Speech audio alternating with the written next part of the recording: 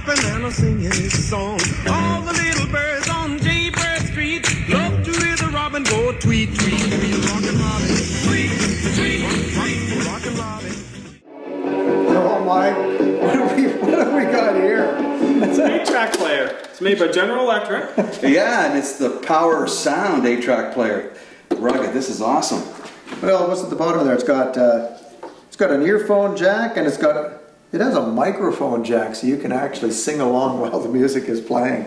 This thing's awesome. This is what, 1970 something, I would guess. It's 70s for sure. I think it's 1975 for sure. They had these for sale. Now this was portable in the day, right? Yes, Oh, yeah. This is portable today, isn't it? You got your smartphone and thousands of songs. This is portable, and you might be lucky if you get 20 songs on one of these. Yeah. And it's not so bad right now, the way George is carrying it. There's a little bit of weight to it, but the trick is, it runs on power. You can plug it into the wall. But if you want to use this handy little strap right here, George, I can do that. style it all the way to the beach. But how are you going to plug it in? Oh, I don't have to, because it will take 8 of these little darlings right here. A D-cell battery, and of course you still get these anywhere.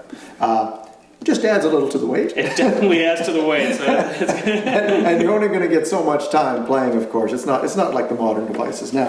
But it's very, very cool, and I remember these. The thing I really remember about these is when you put the tapes in, you just do this, right? You just shove the tape in nice and firm. It goes in most of the way, and it starts playing. But it's got 4 programs on it. So what they used to do to compensate for that is, I don't know if you guys would remember. I remember this. Yeah. You'd be in the middle of a song, and then the song would just fade out and disappear. And then you'd hear click, click, and then the song would continue again, and the volume would get back up to where it was. Fade back in, just beautifully, right? And there's 4 channels, and so the way it works, we pop up. What's a good one we're going to have right here? Paul Williams. Oh, yeah. So if anybody remembers a great movie he did, Phantom of the Paradise, back around 1974, 75. But Awesome let's pop Halloween it in. watching the fun.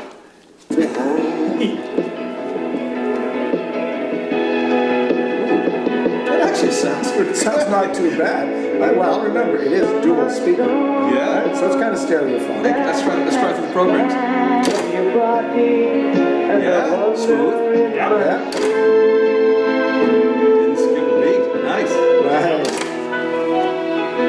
Slick. And at the time, if you had a record player, you only had 2 sides. You flip it over to hear the other side. This, you have 4 channels at your disposal, but like George said, you couldn't quite fit all the songs perfectly on them, so sometimes there was a little fade in and fade out. But So George was talking about the collection of music on his iPad there. So I'm looking at this. What do you get? Like a 2, 4, 6, 8, 10, 8 tracks in there times 25. And you carry this with you too, right?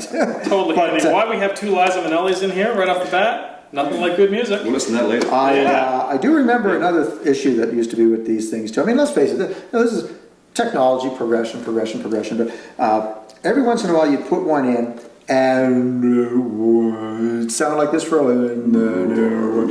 So little tricks we used to use, right? I remember using a little piece of cardboard or anything you could use as a little wedge. Matchbox. Because if you did, matchbox, sure, if you take a look, when we put this in here,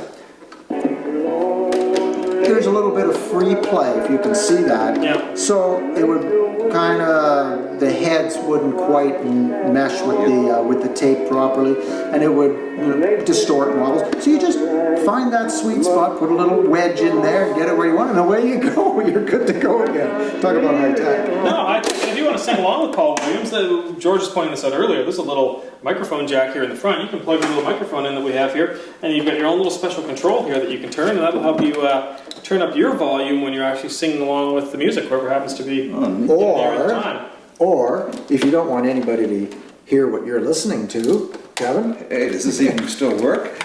Now just remember, back in the day, jack. and back in the day, they would be about this big on Kevin's head with volume dials on them, right? Oh yeah. Yeah. That's nice. He's even talking low. You can tell it's loud. You can tell it's working because Kevin's talking pretty loud. What? Yeah, what?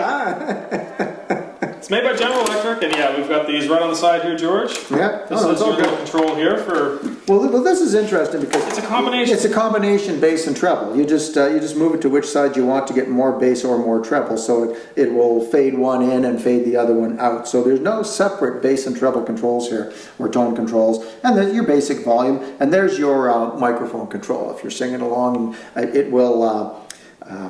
The microphone will simply Attenuate increase in volume, and you'll be able to sing along with the vocalist. That seems very familiar to me. Yes. It's made by General Electric, and it was stylish in 1975 at the beach, and it's stylish right here today as well. So This thing nice is and rugged. and, Hear that?